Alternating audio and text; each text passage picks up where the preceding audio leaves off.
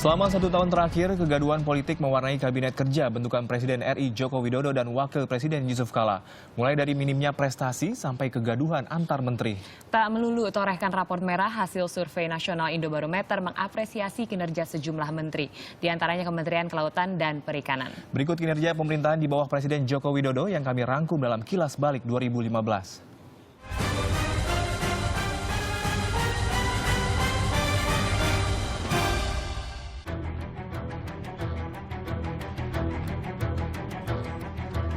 Yang bagi menteri tidak boleh begitu, istilah kabinet semua orang marah, dimarahin. Begitu aja ribet gitu loh. Tapi apapun yang perlu diperbaiki, kita perlu perbaiki. Apabila ada perbedaan, setajam apapun perbedaan itu diselesaikan di dalam ruang rapat.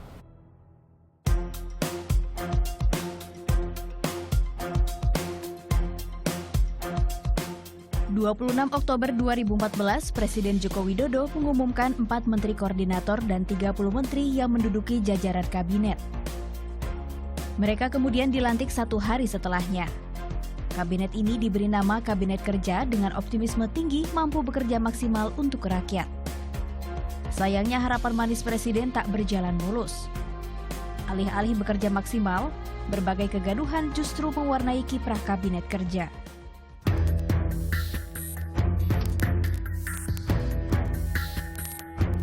Salah satunya adalah saat Presiden mengesahkan Perpres nomor 39 tahun 2015 tentang kenaikan tunjangan uang muka mobil pejabat di medio April 2015. Besaran tunjangan uang muka mobil pejabat naik dari 116,5 juta rupiah menjadi 210 juta rupiah.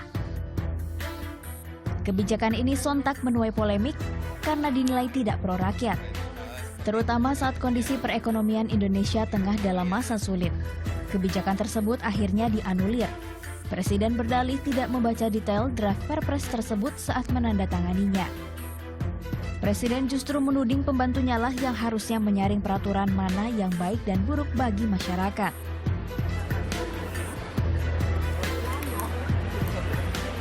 Berselang 4 bulan, dengan dalih memperbaiki kinerja kabinet, pada 12 Agustus 2015, Presiden Joko Widodo merombak susunan kabinet kerja dengan mengganti 5 menteri, termasuk 3 menteri koordinator dan sekretaris kabinet.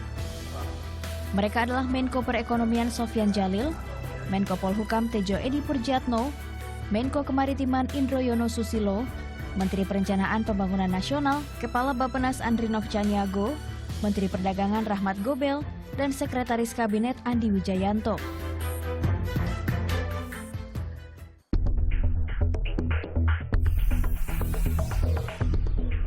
Tapi lagi-lagi bukannya menunjukkan peningkatan performa, pasca reshuffle kegaduhan politik kembali muncul. Belum genap seminggu setelah reshuffle, Menteri Koordinator Bidang Kemaritiman Rizal Ramli justru bertikai dengan Wakil Presiden Yusuf Kala. Perseteruan berawal dari pernyataan Rizal Ramli bahwa target pemerintah membangun pembangkit listrik 35.000 MW terlalu sulit dicapai. Ia bahkan menilai bahwa proyek yang dicanangkan Jokowi hingga 2019 itu tak masuk akal.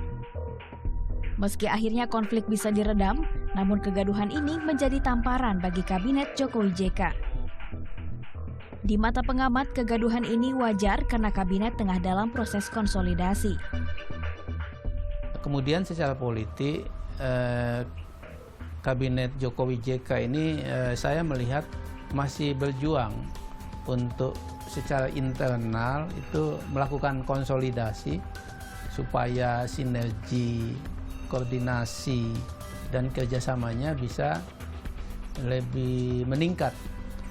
Nah, masalah yang dihadapi Kabinet Jokowi JK selama 2015 itu adalah hal-hal ini, yaitu koordinasi, kerjasama, dan sinergi yang belum gitu kuat.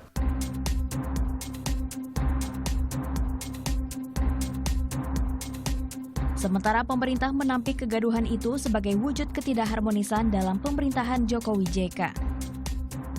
Benarnya tidak ada konflik ya, bahwa ada perbedaan pandangan adalah hal yang wajar. Kalau semuanya sama-sama saja, pasti kabinetnya tidak akan berjalan dengan baik. Misalnya salah satu perbedaan pandangan terhadap terhadap power plant, terhadap kebutuhan listrik 35.000 megawatt. Sedangkan bagi publik, kegaduhan itu berdampak turunnya tingkat kepuasan atas kinerja Kabinet Jokowi JK di tahun 2015.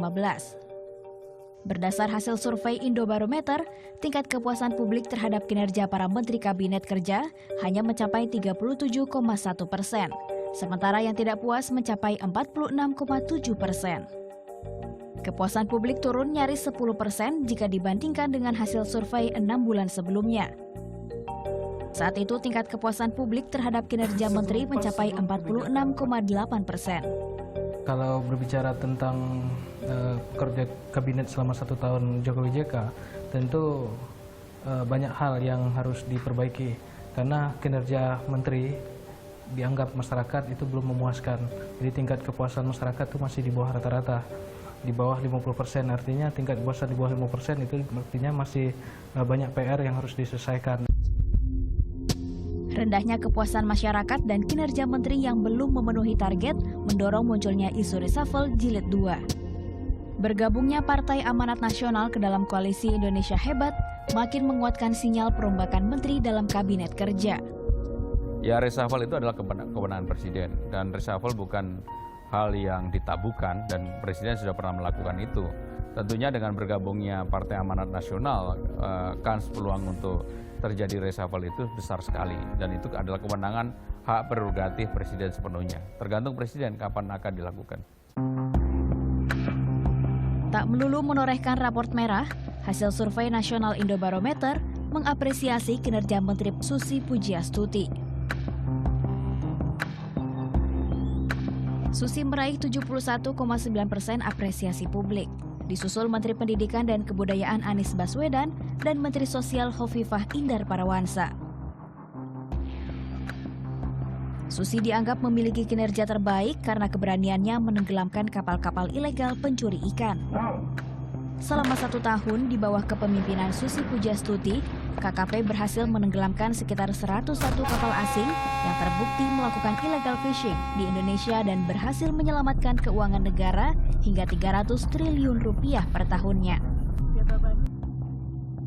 Terlepas dari kegaduhan dan prestasi yang ditorehkan, para pembantu presiden dalam Kabinet Kerja masih memiliki waktu 4 tahun lagi sebelum purna tugas. Sederet pekerjaan rumah menanti. Berbagai harapan masyarakat disampaikan untuk kinerja 2016 yang lebih baik. Kalau harapan saya sebagai orang kecil ya, para menterinya itu nggak gaduh sendiri dengan antara satu menteri dan menteri yang lainnya. Terus Bapak Jokowi juga bisa bersikap tegas untuk para menteri-menterinya yang kinerjanya udah nggak bisa diharapkan. Yang utama harus memperhatikan kepentingan rakyat. Jadi sebenarnya sederhana aja gitu. Jadi kabinet itu mau dia itu udah kerja bagus atau enggak, itu tinggal minta pendapat rakyat. Lebih realistis lah terhadap rakyat ya. Kemudian membantu bagaimana kesusahan rakyat dan turut pada sisi penderitaan rakyat. Jangan sampai dalam keadaan posisi menteri hanya tertidur dan lelap pada keadaan rakyat makin miskin dan tidak pernah bangkit. Leni Hastuti, Tamagi Malaya melaporkan untuk NET.